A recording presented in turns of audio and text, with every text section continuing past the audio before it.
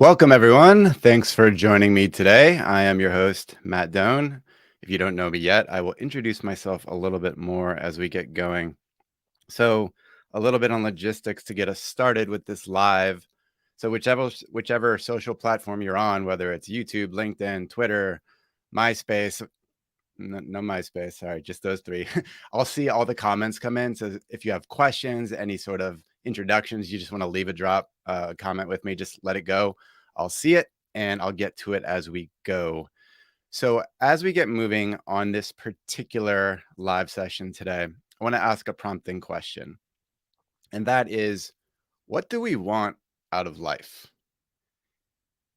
Most people might default to wanting money or certain material things or status or a certain family setup. But I'll propose something else. It's actually that we just want to feel really damn good most days. My coach taught me that, and I really believe it to be true. And the reality is, it's hard to feel good if we're giving up the majority of our time day after day to things that we don't enjoy or that we find wasteful and really start to gnaw at us. So we have to question that. So that's the whole basis of this conversation today, creating time freedom at work. And for the most part, this is for people that are in corporate jobs that are working under someone else's mission, someone else's organization, and they feel a little bit helpless, a little bit tied into this construct, and they want more time freedom for their personal priorities and the things that matter most to them in life. So that's the point of today. How do we create more time freedom? I couch this as part of an Uncaged Masterclass. I'll describe what Uncaged is as we go. If anyone knows me, it's my whole brand and mission in life. So I'll talk about that as we get moving here. So let's get into it. All right. So while you're here, just to make sure we're on the same page, it's all about reclaiming time and therefore energy from work. We want to make sure that we're always taking this to heart. And people often say, like, I just want more time, or I don't have enough time for my personal priorities. Like, this matters more than any other asset you'll ever have in your life. If you don't take time seriously and understand how to create it, I'm not saying find it, I'm saying actively create it. And I've seen every situation, which my situation, which I'll describe from years past, to people that have 3 or 4 kids or are working a side hustle with their main job, and their challenge is they just don't know how to create time. They think it doesn't exist. There's nothing to spare, but you can create it. It takes active work. And that's the point today. How do we create time, carve it out from the corporate life? One, to still do our best work there. No doubt we want to do our best work within corporate systems. But number two, how do we funnel that then to our biggest priorities in life? Okay. So as we get going with that, what we'll learn today, just a few things. One, I'll cover this idea of feeling caged. Okay. What is it like to feel caged, and see if this resonates with you? I'll then describe how that manifests, how work, this caged feeling, starts to overtake your life. What are the factors that make it real? How do we get some understanding of it? And then lastly, let's get to solutioning together. I'll describe 3 strategies with associated tactics that you can start deploying today to create more time freedom in your life. And then at the end of this, I'll do a little ask me anything. So drop any comments along the way, or you can save them for the end. I'll answer them live as we go at the end. All right, a little bit about me, because I think it helps frame why I'm doing this in the first place. This was me. This was my first corporate ID badge. It looks a little imprisoned, a little bit miserable, doesn't it? I don't know if that was intentional on their part. I definitely dressed the part and felt that caged existence. But for about the first 10 years of my career, which was all in management consulting, if anyone knows that, that's a pretty grueling space. I was flying all over the world, delivering for all sorts of clients and deliverables. I'd come home in the evening and turn on my laptop again at 7 p.m. and work for a few more hours. It was a grind. I found all my self-worth there. All of my identity was wrapped into this. I've done some reflection. I don't know where it came from. I don't think it came from childhood. I'm pretty sure that it came from what I observed as I got out of college as to what made you successful. And I internalized that and I made it my own. So I spent 10 years doing this. At the time, I was married, had 3 kids, very young, and I was still in the on the road constantly, pushing, feeling everything was given to my corporate life. And then I had this moment, this existential crisis where things blew up, things fell apart. I got divorced. I lost access to my kids. My mental health went to crap. I was physically stricken. Like I was in a really dark, dark place. And no doubt, corporate had a role, a major role. It wasn't everything. I had some things I was doing wrong on the outside, but I needed to rebuild. I needed to do something better. I needed to heal and become a different person. I needed to transform. So several years of coaching and therapy and self-development and a lot of just questioning what I wanted the next phase of my life to be. How could I be a better father, a better professional, find the woman of my dreams and find that next person so that I could find a happy marriage, those sorts of things. So I did that. And over the next 5 years, I became this smiling person. Hopefully, you see that radiating through the screen right now. I became what I call uncaged. And I only came up with these labels in retrospect, but I'll use them very intentionally today. So for the last 5 years, even in a corporate world, I was intentionally operating on my own terms. I sat down and I thought through what are my skills, interests, unique abilities? What do I love doing? What do I not like doing?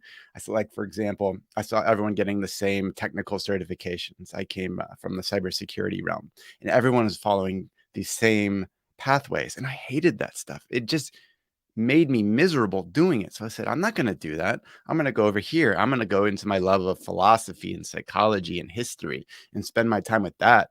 And funny enough, I was able to apply that knowledge to my work in my own unique way. So for the last 5 years, I found ways to become uncaged and make this a more happy existence within corporate. And that's the idea of you can be happy, you can feel fulfilled within corporate. And that's the idea of living uncaged. You don't need to leave corporate. You can do it within it. A little bit on where I am today. Who's this dude? Hi, I'm Matt. I'm the dude crouching in front of my lawn there in my superhero pose. But that picture is how I feel today. And it took years of work to get to this point. As I mentioned, I spent 15 years in management consulting all over the world for all sorts of cool clients and private sector and national security. And it was fun for a while. And then my passion evolved. Now I'm on the outside as an entrepreneur. I'm a transformational coach, helping people go from caged to uncaged. And then doing that through podcasting, where I'm trying to get the word out, trying to make sure that people understand the different ways that they can get there. If you want to see the podcast, that's it right there, uncageyourself.fm. I'm also just a freedom fighter at heart. This is the idea that I learned that freedom meant a lot to me, and I had to decipher what it could be. So now these days, as I fight for my own freedom and create it, and I've done a lot, I'm trying to do the same for others. It's my passion to help people go to this uncaged state where they feel this sense of freedom that is uniquely theirs, that they create, design, and intentionally build. So doing that through coaching, podcasting, I'm building courses, just generally trying to get word out to the world that helps a lot of people. All right, let's get into the meat here. So I want to frame up the idea of what I call the corporate cage. I use this language a lot. The corporate cage is not the job itself, where you're working within an organization and it is doing something to you. It doesn't work that way. An external environment can't hurt you. Instead, you're signing up for that and you're choosing to be a certain way within that job, within that organization. So I define being caged as a mental state where you feel trapped by corporate. It's not that you're actually trapped. You feel stunted, and you can't move. That's a feeling. It's a set of things you're saying yes to, and we need to unravel that. You have to transform into what I call being uncaged. This is the idea of living life at work and at home, because they're inseparable, on your terms, even while you're in corporate. There's a lot of advice out there which says, especially in places like LinkedIn, that you can't be fulfilled unless you leave corporate and start your own entrepreneurial thing and go out on your own business. Certainly that's what I've done recently because I had a special need to deliver this value back to people. But the great majority of people in this world should not leave corporate. They're not wired for it. Instead, their opportunity, I've solved for this for myself, and I've seen this with my clients, constantly is that you can create freedom within corporate. That's your challenge, how to live uncaged where you are. So, how does it feel to be caged? I imagine you're here and you're wanting time freedom because you feel a little bit of this feeling of caged. At work, it might look like roadblocked, where you've been crushing it for 5, 10 years, and then you're in your mid 30s and boom, you hit a ceiling. You don't know how to keep going. You're already a senior director. You've hit the top levels. Your compensation's great. There's only a few spots above you, and you don't know how to keep moving. You feel just blocked. You also might feel resentful. This idea where some bad stuff has happened, some political backstabbing, some double crosses, some promises that have not come through in promotion season. I've seen this constantly. Or you just feel lost, where you've been doing this for like 10, 15 years in whatever your profession is, and you don't know if you can keep going, how you keep going. Is this the rest of your life? There's a lot of existential questions like, how am I spending my time going forward? And then there's the translation to home life. So you feel this way at work. Let's not lose out on how that translates to home, because they're very intertwined, right? We can't decouple them. I was angry. I would take this out on my kids and my now ex-wife. I often felt lifeless or disconnected. I had zapped all energy from my time at work. And I see this all the time with my clients, where you just got nothing left. You can't give, you can't be attentive. You can't be present with the people you love most. You can't give any time for self-care or meditation or the things you know you should do, but you don't, because work has overtaken you and you blame it. Enough blaming. The time right now, as you're listening to my words right now, is that you can make a choice to be something other than caged. You don't have to feel these symptoms anymore. And it's on you to make that choice. Let's get into a little bit of the details on how this comes to life. So here's a cartoon I love. It's the idea where if you're crushing it at work, and people in their early career, like phase one up through the like late 20s, they're the ones who just give it all, crush it and grind, and they're earning a promotion every 2 years. And then they're like, oh my God, if I fix everything I touch, what do I get? I don't get some sort of meteoric compensation boost. I just get more work.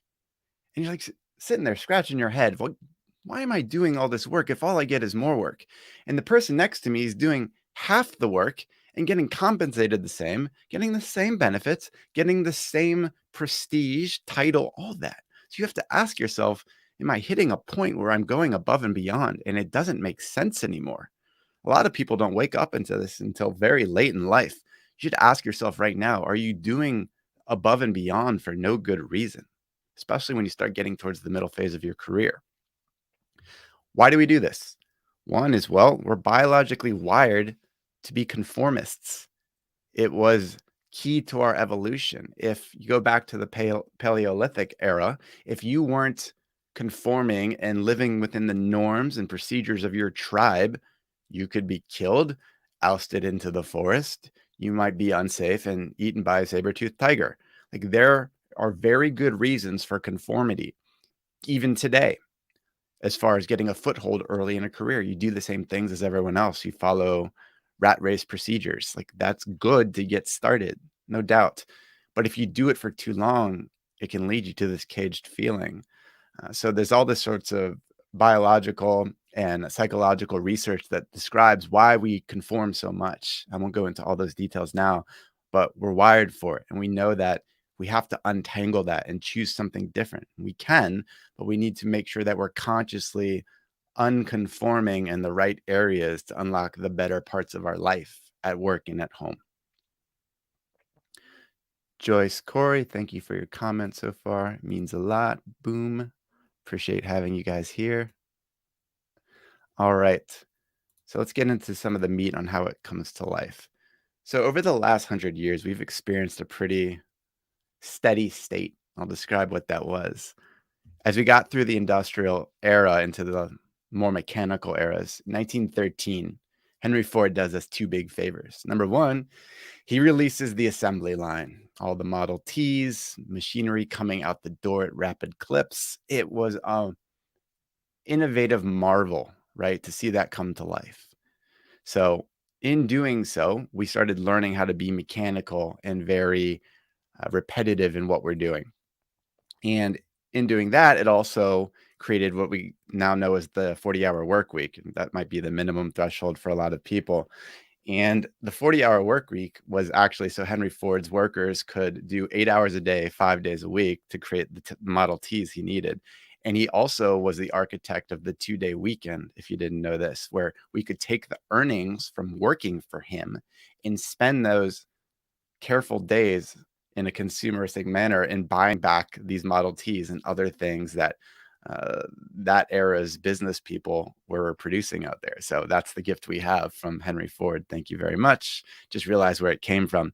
It also evolved into more of a rat race mentality. I know this is a more provocative term, but over time we started just following procedures, being the same way as everyone else within corporate systems. As we got into the past World War II era, and we started seeing those eras get faster and faster, we started going after the same things with compensation and prestige and titles and traditional measures of success. And it got a little bit sickening, and it transpired for over 100 years.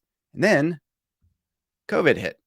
COVID hit, and things, especially for all of us knowledge workers that are likely on the line right now, people that use their mind to earn money, we started waking up and feeling something different. We got a taste of freedom. We got a taste of what it was to stop, be around loved ones, actually do some self-care, be reflective on what life means. And we're like, ooh, this is some good stuff. Fast forward a couple of years, vaccine rolls out, 2022 hits, where we are right now. People are saying, WTF, my goodness, I have to give it up. I have to go back to the office. I have to play these games all over again. I can't have that. I had this taste of freedom. I want it. I want my time back. Why can't I have it? They're claiming my time back and I need it for myself and for my family, right? I want this. You know who's smiling? Morpheus. Morpheus would be smiling right now because he is seeing people over the last 2 years take the proverbial red pill.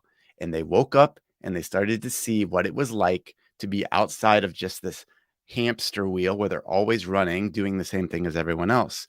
And now we want freedom. We crave it. And we often don't know what that means. So I like to spend time breaking it down for people because we want it, but we don't know how to define it and make it real for ourselves. I'd propose 5 different ways of looking at it. This is just my take of a framework. Think of it, first off, the one we're talking about today. We want time freedom, the ability to spend it as we choose. Think about autonomy, right? Go around the wheel. Purpose freedom. We want the ability to spend it in a way that provides meaning unique to us, that we know that it's doing something for people we care about and it's adding value to the world. That's freedom of purpose, right? We need to be able to control that some. Then we have freedom of health, where we want a sound mind and body, the ability to make sure that we can go on for decades with high energy, to be there for the loved ones in our life, to deliver on our purpose, that sort of thing. Then we have freedom of relationships. This is where you want to be around a social circle of people that uplift you, inspire you, even scare you to be a better version of yourself. And then lastly, the one that's talked about all the time on all social channels is financial freedom, which is often a great unlock for time freedom. If you have lots of money, you can buy back your time. You can work less. You can ask others to do things for you. Financial freedom does a lot of things, but they're all very intertwined. They're not completely separate. They all play upon each other. But we're focusing today on how to unlock time freedom. And then you can use that to your advantage to create freedom in these other 4 areas as well. Now, how dare I discuss freedom, right? We can't do this. We're in corporate America or some version of corporate America all over the world, right?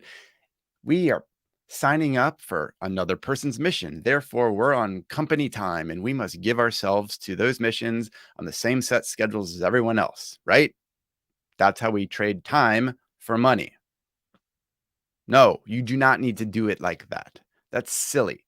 It's a narrative that you're telling to yourself that you need to operate exactly like everyone else because that's what success is. That's how you get your change every 2 weeks. That's how you get your benefits, your title. That's how it feels to be successful. That's a narrative you're accepting. And I would ask you for a moment to suspend your disbelief and say, like, I don't need to accept that narrative. I can instead mold my time claw it back, use it strategically to still get what I need out of work, to deliver great outcomes, to be a great team member, to serve as a good asset to a corporate system while conserving my time to be thoughtful and useful for priorities I have in my life.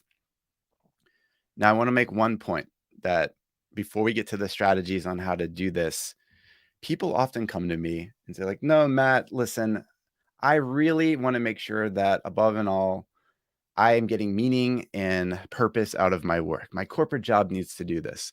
And if you look over the course of COVID and we see the parallel of the great resignation where people are job hopping from place to place, I would call that cage hopping because inevitably they're not doing the work it takes to set themselves up for success. But inevitably, they're looking for places that, of course, give them more money and other assets, but they want meaning, purpose.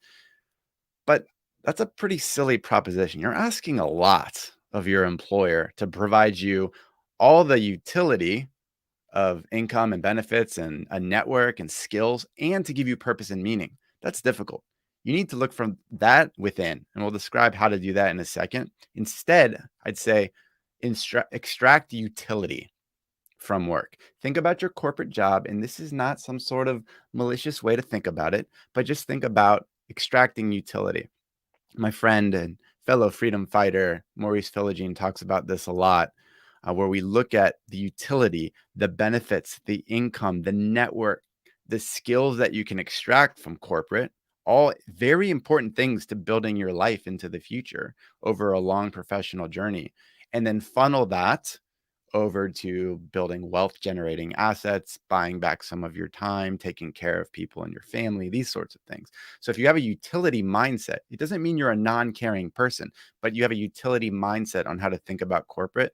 And if you find purpose or meaning within your job, great. That's just gravy on top.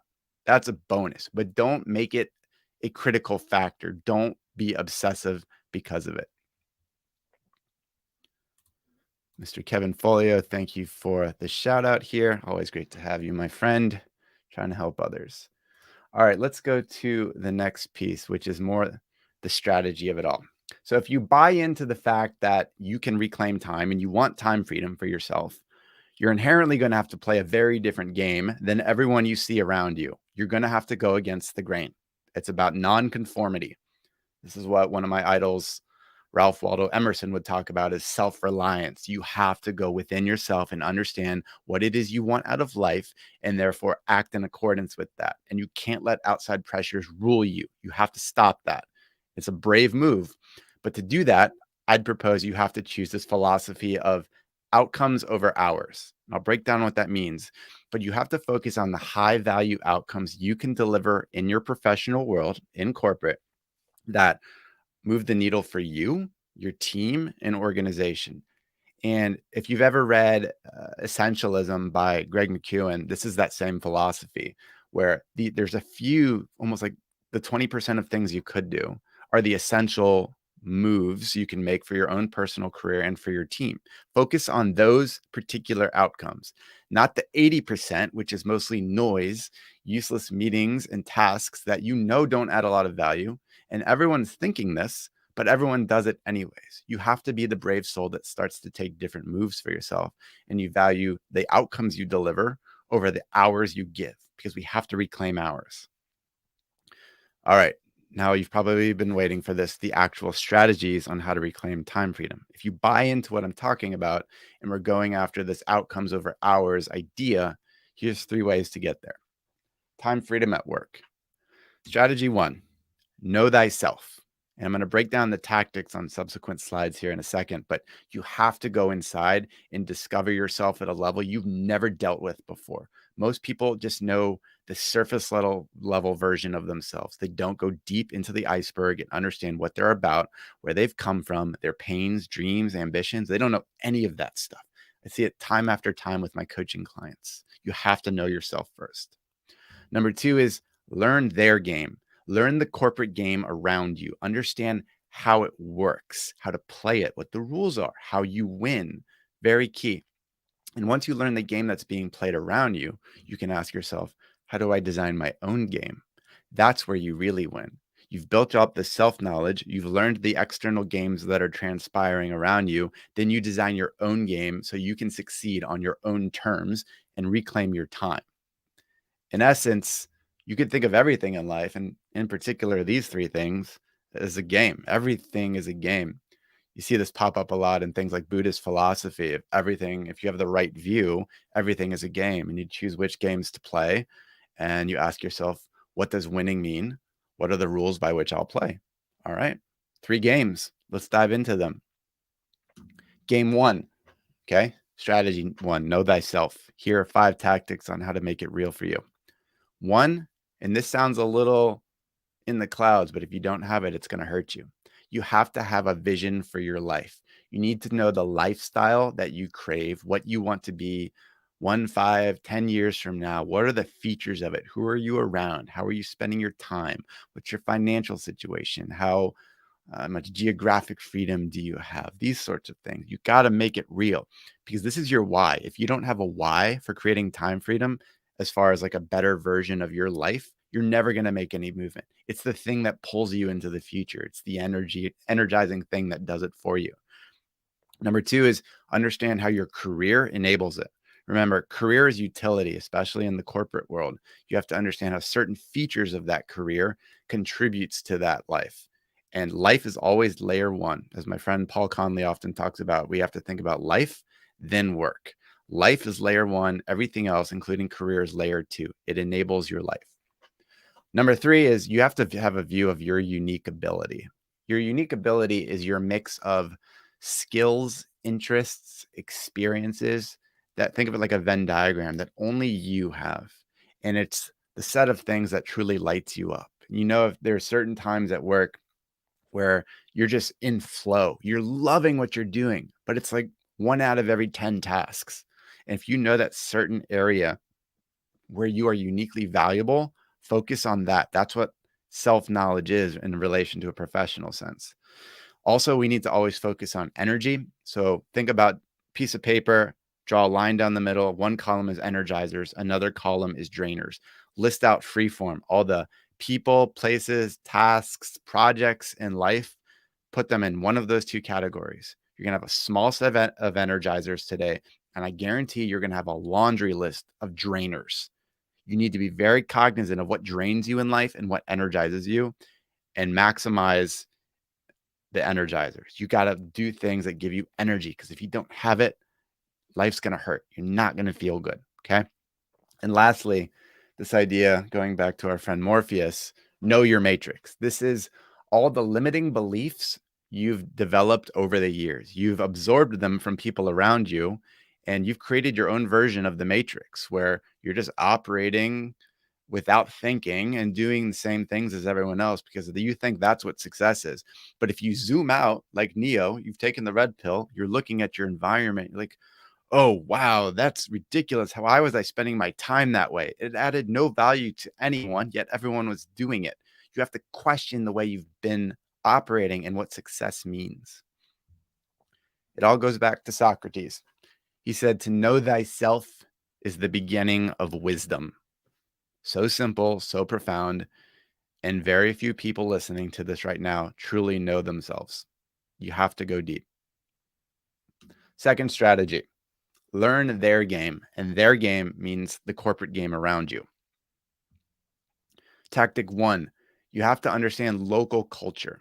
This is the 5, 10, 30 or so people that are most in your zone of influence. You can't analyze the whole company culture because it's too big, especially for large places like big tech. What's the point of understanding the whole culture? It's so amorphous. You can't touch it. You can't do anything with it. Every culture is local culture. We have to understand that's our direct experience. So we have to understand how it works, who the power players are, what the power dynamics are, who's in charge. You have to then move downwards into saying what sort of incentive structures exist. Like, how do I get promoted? What's rewarded? What is looked down upon? What do people not care about? You have to ask these deep questions on how the system works. You also have to ask yourself, what's your point of diminishing returns? The point at which it makes no sense to keep giving. And I'll introduce this little graphic here. Early in your career or early in a particular job, it makes sense to give a lot, right? To get your footing, to understand the lay of the land, to get some political influence, all that stuff. And you start making your way up the chain. But then there becomes a point where you reach a point of diminishing returns, where if you keep giving that same level of effort, you're going to reach diminishing returns or even negative returns, where you're going to stop growing because there's only so many high level positions available, or you've maxed out on compensation for your pay band, or whatever it is. And you start getting these negative effects of blowback and people actually running you over and taking advantage of your time, and you don't have any time left for family or self-care. It's really negative at that point. Last couple ideas when you learn their game is understand points of leverage. Who are the people you can lean on? The core processes in your business that are most valued and high leverage, the ones that move the needle the most, right? There's a lot of stuff, a lot of noise in your business that doesn't matter. But if you focus on the points of leverage, like maybe it's in consulting, would have been something like building proposals or building new capabilities or delivering something to a client, that sort of thing. Which ones are most valued? You have to figure that out. Ultimately, going back to this outcomes over hours idea, you have to figure out your high value outcomes. What are the handful? I'm talking like 3 or 4 things that you need to deliver across the lifespan of your work within a given role that are going to move the needle for you and your team. It's a small set of things. The rest is noise. You have to understand those outcomes so that you get rewarded in this type of system, but it depends on you knowing what the system is. Lastly, strategy 3. Once you have this knowledge of yourself, you have this knowledge of what the environment is, how it works, then you design your game. Number 1 is define what success means for you in your corporate environment. Everyone's version should be unique. It inevitably has to be if you're going to feel good day after day. Okay. Number 2 is once you've defined that for yourself, sketch out what's an ideal week or day look like. Are you spending the early morning hours doing meditation or with family, getting them out the door? Are you working out early? Uh, maybe from 9 to 10 a.m. That's deep work time where you're doing your most creative stuff, whether it's for work or it's for some other project that means a lot to you in life. You have to understand where you're going to allocate your time, ideally across a week and a day, because if you don't have that visual in your head, it's not going to be real. And then you get very tactical. You install what I call corporate countermeasures. These are what you would call boundaries or bright lines where you're not going to log on before 9 a.m. You're not going to log on after 5 p.m. You don't check email on weekends. You start going against the normal grain. And some of this you do overtly, like you tell people, I'm only working within these hours, or you do it covertly. You don't talk to people about it so much. That's fine too. And you have to find ways to just build this ability to live life in your day to day on your terms. Okay. And then making it real, you have to look across your calendar. You have to interrogate it. You have to make sure that you are actually building it into your day to day workflow and you're protecting time blocks, whether it's for personal time, professional time, creative work. If you know you're high energy in the morning, protect that time. Save the afternoons for administrative meetings, whatever it needs to be. Overall, as you employ all this stuff, you're focusing on outcomes. You have to be laser focused on delivering a small set of outcomes, not the hours that everyone else is doing. And frankly, don't apologize. If you get apologetic, you're going to lose your confidence. You're going to lose your purpose for all of this. It takes a bold stance to focus on outcomes over hours. And I know I'm ruffling feathers to certain people that are hearing this right now, but it's the hard work it takes to be your best self within corporate and then outside in your personal life too. I love what Derek Sivers, the entrepreneur, says about this. He says, are you helping people? Are they happy? Are you happy? Are you profitable? Isn't that enough? I think that idea of enough, we need to each define that for ourselves. And in this case, we need to figure out what enough time under our control looks like. So you might be all up in arms at this point. I'm sure some people are and say, Matt, I can't do that. That's ridiculous. I work for someone else. I have to follow the scripts and do those things like they are. I would turn to you and say, well, have you tried? Do you want it bad enough? Start there.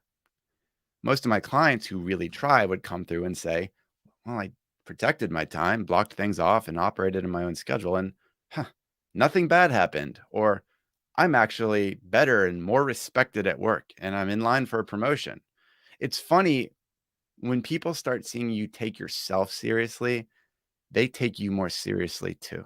You stand out. It's a funny characteristic of how humans view one another. So take that ownership. So we've talked a lot about time freedom today.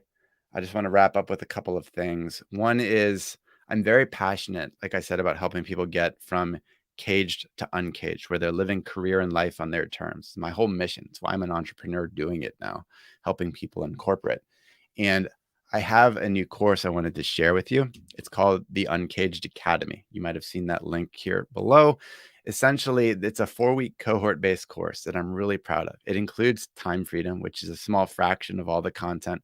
But if you're looking to take control of how you spend your time in corporate, unlock a better career path, and make it be more on your terms where you're living the lifestyle that you absolutely want, this course I can't say there's nothing else like it in the world. I've looked at everything.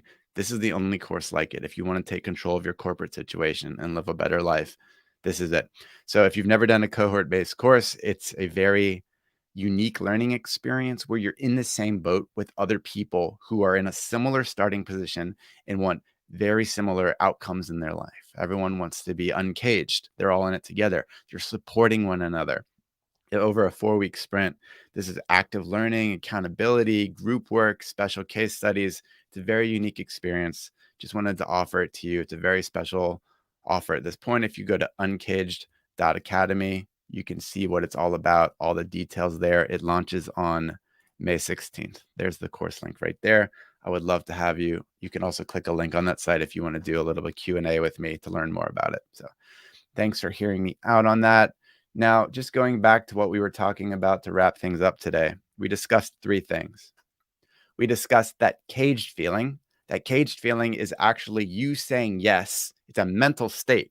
You saying yes to the corporate environment and you subscribing to all their norms and procedures. And inevitably, it starts to suck. It starts to hurt a lot because you say yes to everything around you and you don't take more autonomy and ownership over how you're showing up. Secondly, when work overtakes your life, it's because we're wired for it. We are expert at conformity. We are biologically, psychologically wired for it. And inevitably, especially in the last 2 years, when we got a taste of freedom, we want that freedom. We don't often know what that means. We have to spend time defining what freedom looks like for ourselves, but we crave it. It's part of us. And lastly, we discussed 3 forms of time freedom, 3 strategies, that is knowing thyself, which few people rarely do, learning their game, which is the corporate game happening around you. You have to study it like a third-party observer and understand and ask questions of it and map it out, detail how it works. Like you'd be playing a board game. What are the rules to succeed here? Like Monopoly. And last one, design your game. You have to figure out how you're going to be and how it fits to your overall life vision and the lifestyle you want, the freedom you want out of your life. This is how it all works together.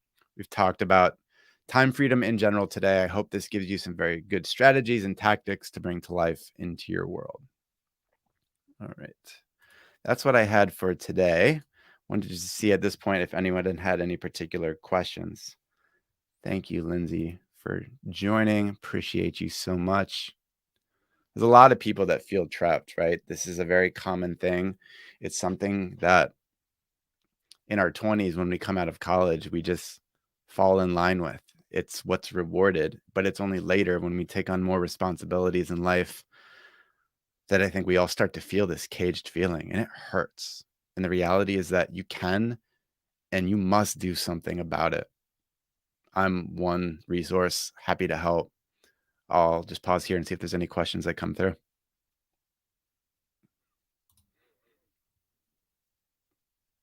Thanks, Matthew and Sarah. Appreciate you coming as well. You've always been such a great supporter. Just give it another minute.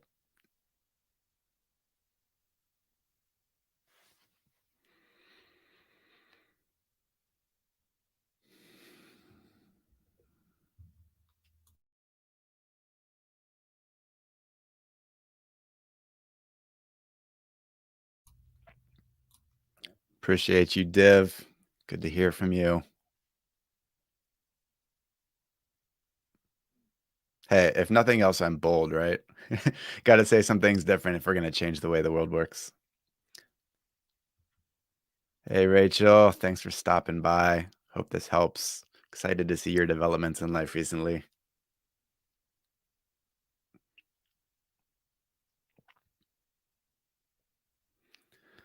All right. Well, if anyone wants to contact me, best way is through LinkedIn. That's where most of my stuff lives. This replay will show up on the LinkedIn event page too. Appreciate everyone joining. Please share it. That would be great. Try to get the word out more on how people can get time freedom back in their worlds. It means a lot that you spent the time with me. I'm here as a resource.